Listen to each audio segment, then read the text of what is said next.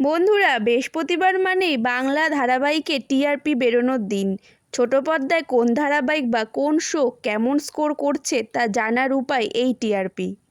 বাংলা টেলিভিশনে হাড্ডাহাড্ডি লড়াই চলছে এখন। এই সপ্তাহে টিআরপিতে বিরাট পরিবর্তন। চলুন জেনে নেওয়া যাক কোন মেগা কত স্কোর করলো। টিআরপির প্রথমেই মানুষকে চমকে দিয়ে দারুণ পারফরমেন্স গীতা এলএলবি, এবার টিআরপির টপার, রেটিং 7.5। এক ধাপ নেমে এবার দ্বিতীয় স্থানে কথা, রেটিং 7.3। এবার টিআরপির তৃতীয় স্থানে আছে ফুলকি ধারাবাহিক, রেটিং 7.1। প্রথমবারের মতন টিআরপির চতুর্থ স্থানে জায়গা করে নিয়েছেন ধারাবাহিক উড়ান, রেটিং 6.9।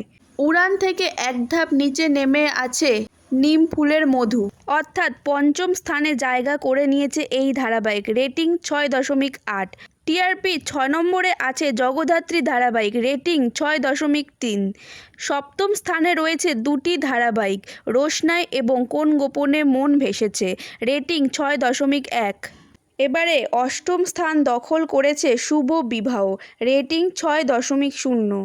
নবম স্থানে রয়েছে বধুয়া, রেটিং 5.4। দশম স্থানে রয়েছে তিনটি ধারাবাহিক, নাম্বার 1 ডায়মন্ড দিদি জিন্দাবাদ, নাম্বার 2 হর গৌরী পাইস হোটেল এবং নাম্বার 3 অনুরাগের ছোঁয়া।